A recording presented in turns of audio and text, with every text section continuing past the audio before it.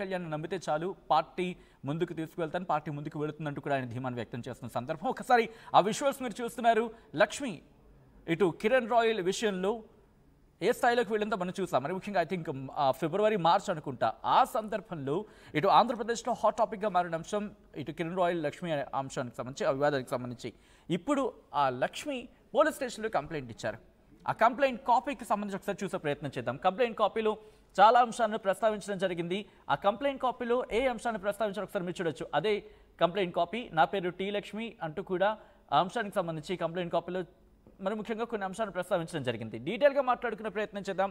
మా ప్రతినిధి సురేష్ అప్డేట్స్ అందించేందుకు ఫోన్లో జాయిన్ అవుతున్నారు. ఒకసారి సురేష్ దగ్గరికి వెళ్ళే ప్రయత్నం చేస్తున్నాను. సురేష్, కిరణ్ రాయల్ లక్ష్మి వివాదం సర్దుమణికిపోయింది, పక్కకు వెళ్ళిపోయింది అనుకుంటున్న తరుణంలో మళ్ళీ సడన్గా ఎంట్రీ ఇచ్చారు లక్ష్మి.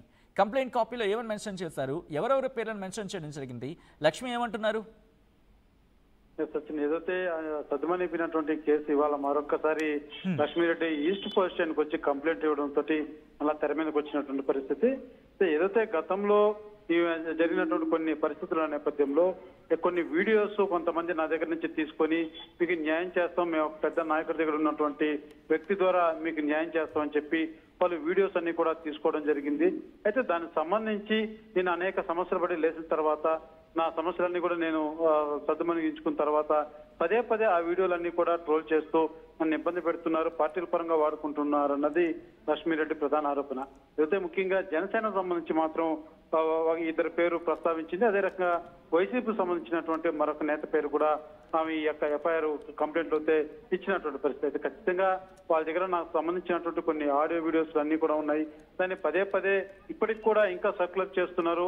ఏదైతే కొన్ని రాజకీయ కోణంలో కూడా ఇవంతా జరుగుతుందంటూ ఆమె ఆరోపిస్తూ అదే రకంగా వెంటనే సోషల్ మీడియాలో అన్ని కూడా డిలీట్ చేయించాలి, తర్వాత ఫుటేజ్ అన్ని కూడా వాళ్ళ దగ్గర నుంచి రిమూవ్ చేయించాలంటూ కూడా ఆమె కోరినటువంటి పరిస్థితి. అయితే ఖచ్చితంగా దీని మీద చర్యలు తీసుకోకుంటే రానున్న రోజుల్లో దీని మీద నేను పోరాటం చేస్తానంటూ కూడా ఆమె స్టేషన్ వద్ద తెలియజేసినటువంటి పరిస్థితి. ముఖ్యంగా వాళ్ళు ఏదైతే గతంలో కూడా మనం చూసాం, కిరణ్ రాయల్ సంబంధించి వీళ్ళ ఇరువురు మీద కూడా అనేక పెద్ద స్థాయిలో ఒక దుమారమే రేగినటువంటి పరిస్థితి. ఈ నేపథ్యంలోనూ దానికి సంబంధించినటువంటి కొన్ని కీలకమైనటువంటి ఆడియో వీడియోల గురించి కూడా ఆమె ప్రస్తావించినటువంటి పరిస్థితి. దానికి సంబంధించే మేము న్యాయం చేస్తామని చెప్పి ఈ రకంగా నా సమస్య ఏదైతే ఉందో అసలు క్లియర్ అయినటువంటి సమస్యని మరలా అదే వీడియోలో పెట్టి దాన్ని ఎప్పటికప్పుడు మళ్ళా లేటెస్ట్ గా వాళ్ళు పొలిటికల్ గా ఏదన్నా ఇష్యూస్ ఉంటే నా యొక్క అంశాన్ని సోషల్ మీడియాలో స్ప్రెడ్ చేస్తున్నారంటూ కూడా ఆవేదన వ్యక్తం చేసినటువంటి పరిస్థితి. ఖచ్చితంగా నాకు న్యాయం చేయాలి, ఆ సోషల్ మీడియాలో అంతా కూడా వైరల్ చేస్తున్నటువంటి వీడియోలన్నీ కూడా డిలీట్ చేయించాలన్నది ఆ ప్రధాన అంశం. సత్యం. రైట్ సురేష్, ఒక్కసారి మీరు లైన్లో ఉండే ప్రయత్నం చేయండి. ఈ అంశానికి సంబంధించి లక్ష్మి రియాక్ట్ అయ్యారు. ఒకసారి లక్ష్మి ఏమంటున్నారో చూద్దాం. కంప్లైంట్ కాపీ అక్కడ మీరు చూస్తున్నారు ఆర్టీవీ స్క్రీన్ మీద. ఈ నేపథ్యంలో కంప్లైంట్ రిజిస్టర్ చేసిన తర్వాత లక్ష్మి మాట్లాడడం జరిగింది. లక్ష్మి ఏమంటున్నారో చూద్దాం. ఇప్పుడు 2022లో నా దగ్గరికి గని దినేష్ జైన్ వచ్చి నీకు కిరణ్ కి సంబంధించిన వీడియోలు ఫోటోలు ఉంటే ఇవ్వండి, అవి పవన్ కళ్యాణ్ గారి దగ్గరికి తీసుకెళ్లి మీకు న్యాయం జరిగేలా ఉంటుంది అని చెప్పి నా దగ్గర నమ్మించి వీడియో తీసుకెళ్లాడు. అప్పుడు నేను నమ్మకపోతే నా ఫ్రెండ్ అయిన హరిశంకర్ దగ్గర కాల్ చేపించి నీకు న్యాయం చేపిస్తామని చెప్పి తీసుకెళ్లారు. ఆ తర్వాత 2025లో ఎప్పుడైతే నా ఆర్థిక పరిస్థితి ఇదయ్యి నేను సూసైడ్ చేసుకునే పరిస్థితి వచ్చిందో నేను హాస్పిటల్లో ఉన్న 2 డేస్లో నా పర్మిషన్ లేకుండానే ఆ వీడియోస్ అనేవి రిలీజ్ చేయడం జరిగింది. అవి వచ్చినప్పటి నుంచి నా కుటుంబం కానీ నేను కానీ నా పిల్లలు కానీ ఎంతో సఫర్ అవుతాను. ఆ తర్వాత జరిగిన విషయాలు అందరికీ తెలిసిందే. ఎన్నో సమస్యలు పడి మేము కోర్టు ద్వారా అన్ని సెటిల్మెంట్ చేసుకోవడం కూడా జరిగింది.